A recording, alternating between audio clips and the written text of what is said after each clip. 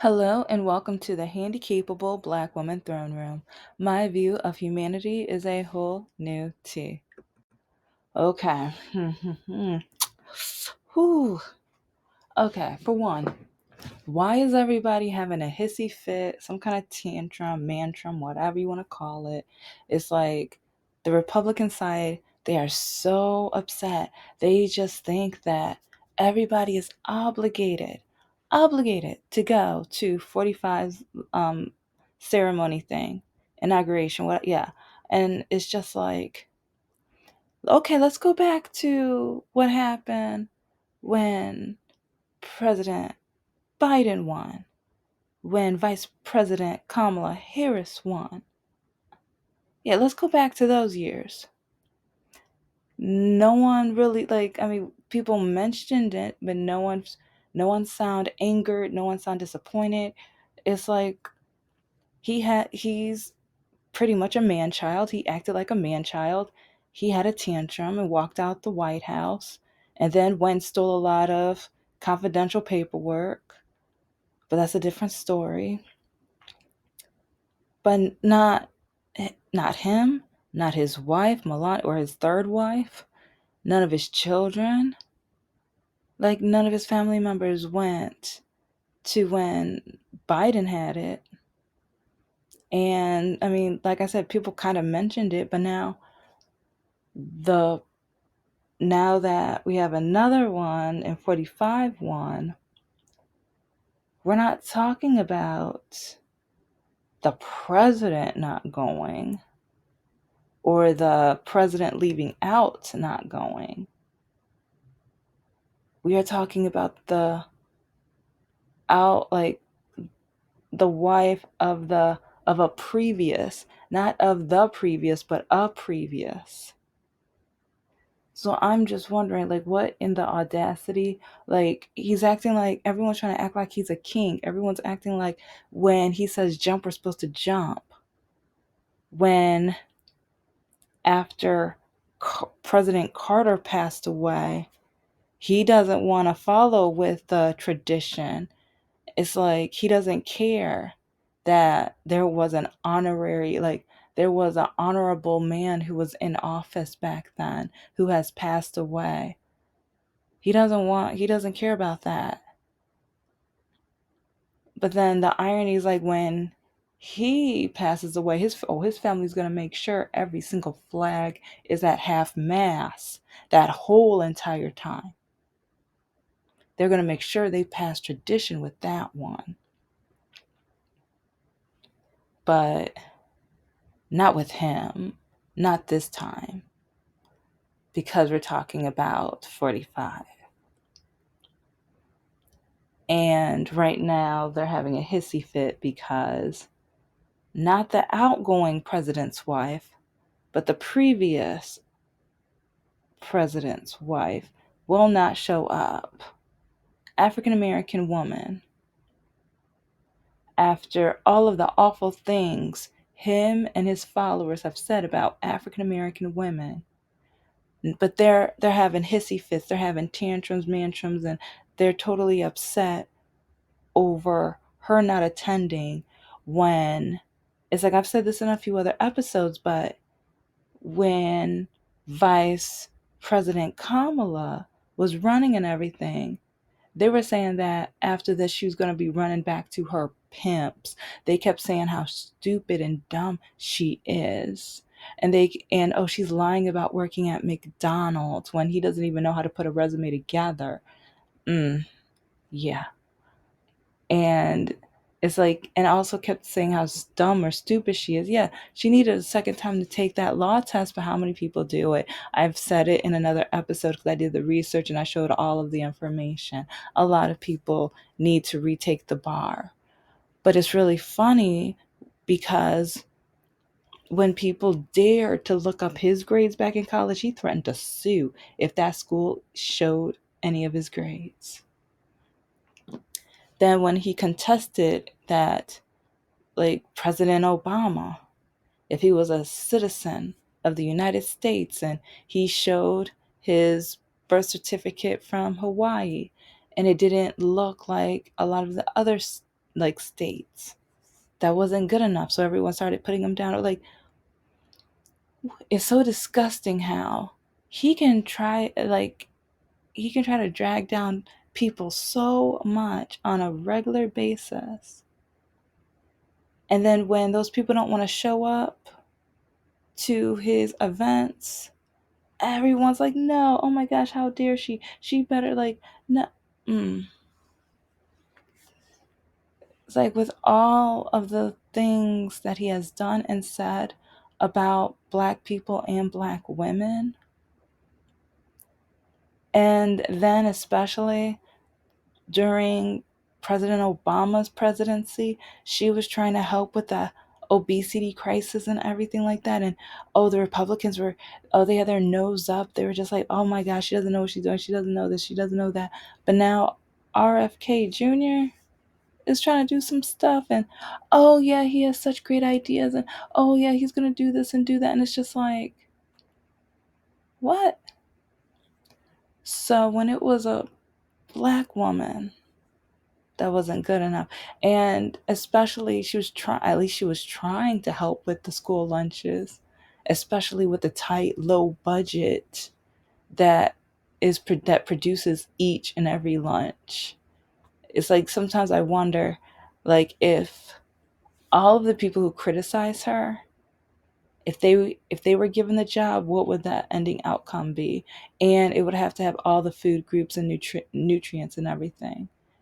And so to me, it's like she did her best. And as someone who was in the classroom and especially teaching first graders for like half a class or half a school year, and it's like I was there for 3.5 years. You know the story, or whatever. But I was like with that this one group of students, I ate the lunches with the students, and one, it helped me save money because yeah, trying to pay student loans or whatever and stuff. But at the same time, I realized, like, as at first, some of the students would look at some of the food because they were different. It was unique sometimes, but then some, like, once they saw me eat it, and sometimes like the lunch lady doesn't have time to tell each student, put the meat in the wrap, put the meat in the wrap, put this, do that, and so then like the students would watch me, they would follow along, and they're like, oh, this tastes good, this tastes yummy, this is this, like, oh, I was like, I like this, and then they would go up to the lunch lady, oh, can we have this next week? And so sometimes it was just like, you just have to show the students, you have to teach the students. And also show, like, I thought it was amazing because they got to taste different types of foods, things that they won't, especially in the inner city I was teaching at, they will never get their hands on. And so a lot of parents are complaining, and it's like, okay, you go into the lunchroom, you get one of the like, sometimes the kids will tell you about it, but you have to see it.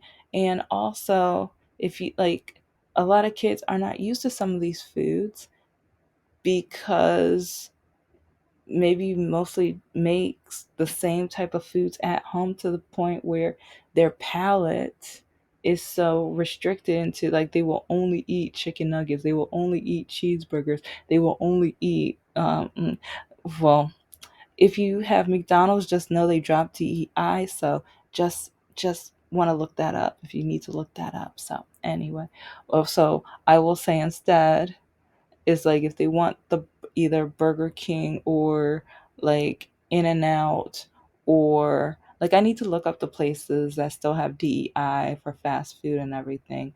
But yeah, but a lot of kids, I know a lot of families who the moms don't cook at all, at all. So when a lot of these kids go to school, then they get their lunches, and sometimes it kind of looks like it might, like a hummus or something that's more international, or even like a salsa or something that they're not used to. You sometimes, then this is why DEI is amazing. Being able to teach the kids about these foods and foods from around the world, show the kids that, like, not everybody eats the same foods as you on a regular basis. And I did that a little bit in my classroom because sometimes when the kids were eating the foods and they saw that they were different, So sometimes I would get up on my laptop and I would look up, okay, like especially if it was like a beans or it's just something of like, okay, which countries eat these? And so I would create like a little presentation, a little game and stuff like that. And then I would do a lesson for the students so that they would learn more about the different types of rice around the world, and beans. And there were a couple other ones that I did, but some of the students thought it was cool because they were learning about things outside of the American traditional foods. But anyways, like so that's one reason I'm thankful for Mrs. Obama, because she was trying, and I repeat, she was trying, and everyone just thinks that she was supposed to be such a professional. She has her law degree. She didn't get her degree in fitness and food nutrition, but she cared about the kids. She cared about this country. She cared about the size that we were getting and becoming and things like that. So at least, like, instead of looking at like just if it was perfect, because especially Republicans were fighting her the whole way with the budget and everything, and then what with what she was allowed or what she was capable of doing, they were knocking down what President Obama kept trying to do. So it's like she was already restricted, so she did the best that she could. But now we turn around and now there's RFK Jr., and it's just like some of the things, like he says things that are total opposite of doctors. Have you ever heard Mrs. Obama go against the doctors? But then at the same time, Republicans are listening to him, not the doctor. And it's like, remember, I had a horrible nightmare history with doctors. But I have to realize there are good doctors, and there are doctors who are only there for their yacht and their fancy houses and their kids' private schools and vacations and things like that. I know this, but a lot of these Republicans don't, in my opinion, of course, in my observations, of course,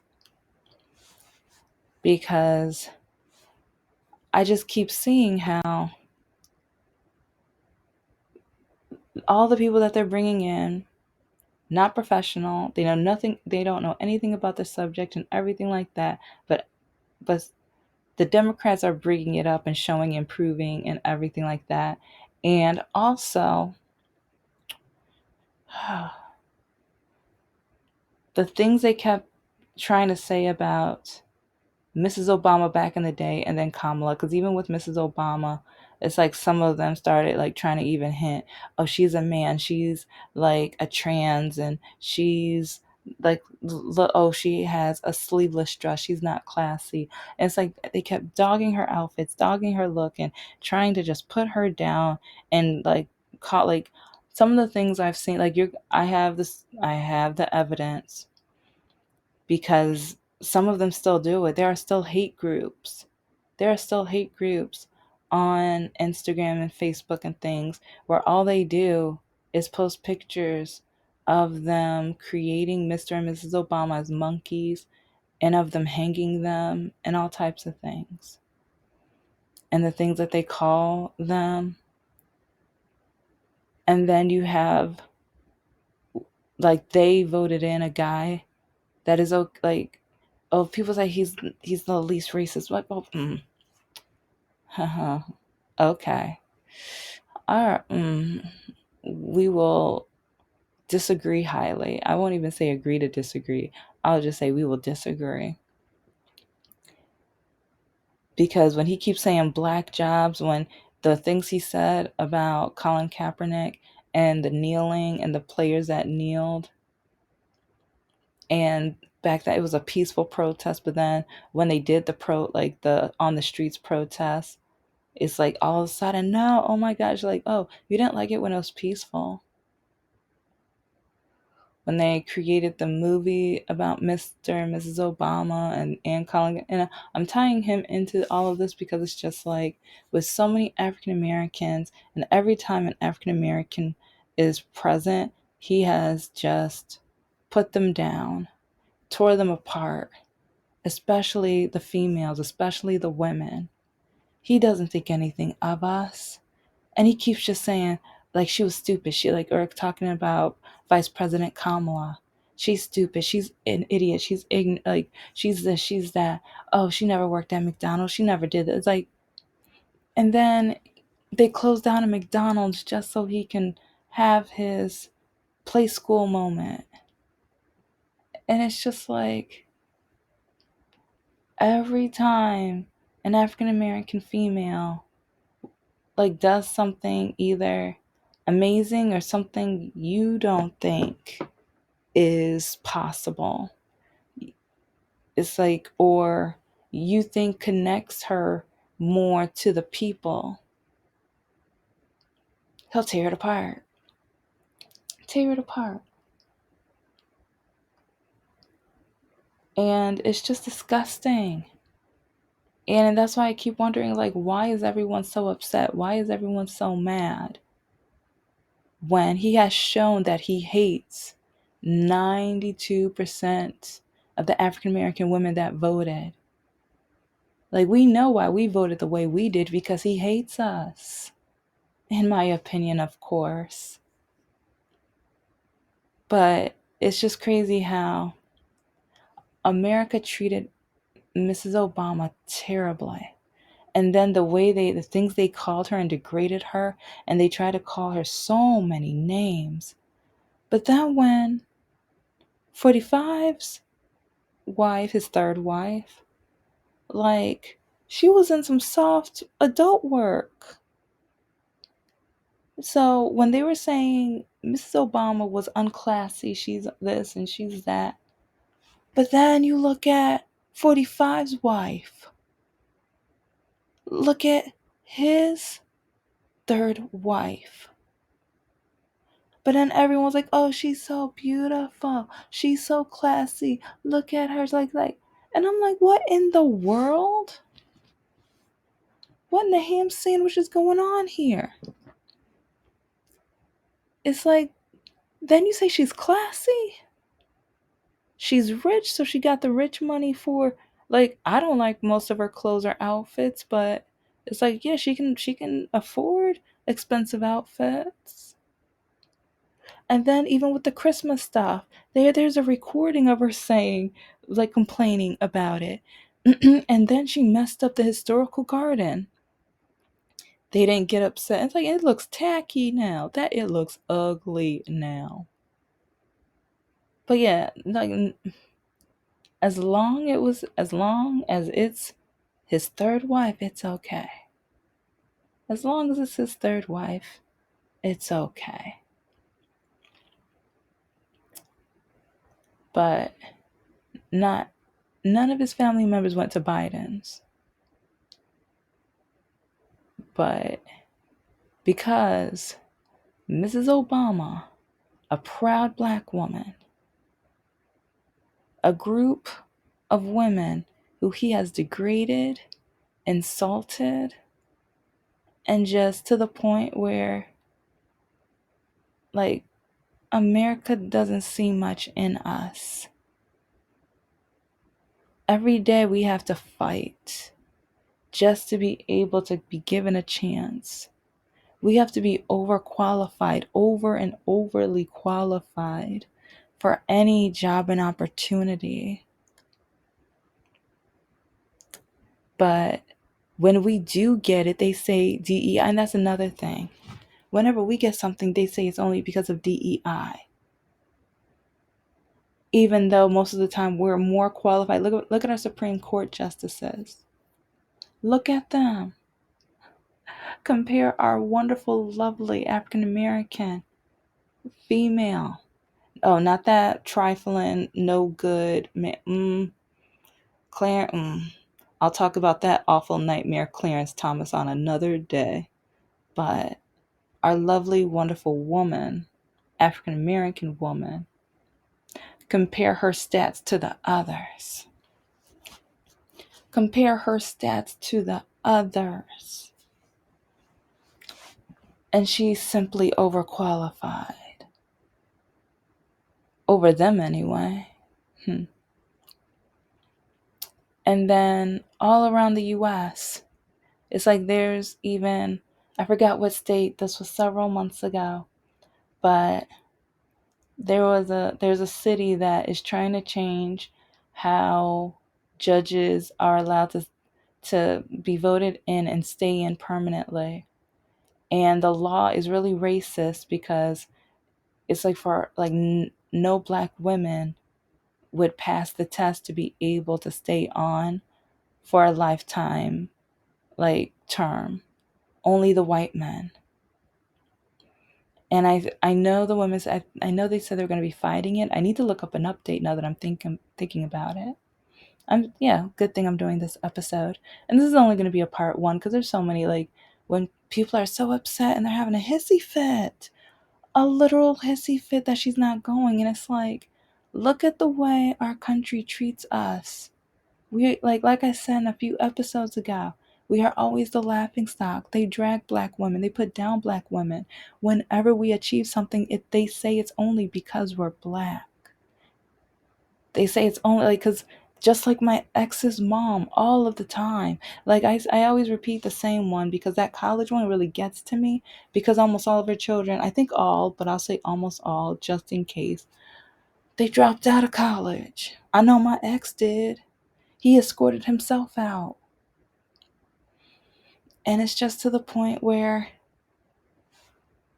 don't say I only got something because of DEI. Don't say I only got a job because of DEI. I busted my tush off. I worked so hard. I studied. I did what I had to do. And so it's frustrating because when a white person does it, they automatically, I know so many of the palm colored people who they brag that they got the job because their parent gave it to them or their parent knew this person. It's like, because now it's who you know, not what you know.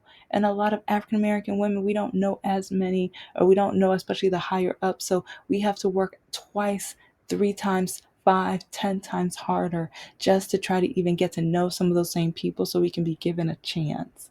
So when people try to say DEI, don't you dare. It's like, I'm going to create another, like, wordage for those who think DEI just means that I don't deserve it, because I do. I worked hard for my 3 degrees with the 2 minors on the side and 3 certifications. I worked for all of them. I earned all of them. For all of the jobs that I've gotten, I worked hard for them. For the business I'm creating it myself. Creating it myself. And it's crazy because I was on the phone, like one of my friends called me last night, or kind of friend, like long story, kind of friend, but he called me, and I told him what I was working on because I was trying to edit my novel. I was trying to finish up a draft of another greeting card, and it's like somehow, it's like I was telling him how I'm working out the marketing, but with the marketing, especially as an African American woman, I'm trying to work on like making sure things go to the point where I can open to the demographic and everyone feels welcome to reading. And he cuts me off and says something very arrogant, so arrogant, ignorant, naive, just. And he was like, as long as you put your heart into it. And he was like, as long, you need to just be a proud black woman. You just need, it's like, as long as you're a proud black woman, what people are gonna see you for you, and they're not gonna look at your race. They're not gonna care what race you are. We're in 2025. What do you, wake up? And I called him arrogant too, and he was so insulted. I meant it. I still mean it. And I was like, if you're hurt, and he's like, yeah, I'm hurt. Like, because he says that as long as I write with all of my African American woman heart, it's going to be a number one bestseller. And I shouldn't treat it like it's a job. I shouldn't care if it hits home with. And I was like, okay, for one, I know what a demographic is. And I'm trying to target that demographic. But at the same time, I need for them to observe and look like, I need the cover to match with what's in the inside. I like, so it's like I started describing all of the things that's going on. And he's like, oh, you don't need to do all of that. What? And he was like, just make sure you put your passion in it. Okay, well, I need to make sure the cover is eye catching because people judge a book by its cover. That's why people say there's a saying, don't judge a book by its cover, when that's exactly what we do when we go to the bookstore to read a book. We go by the cover.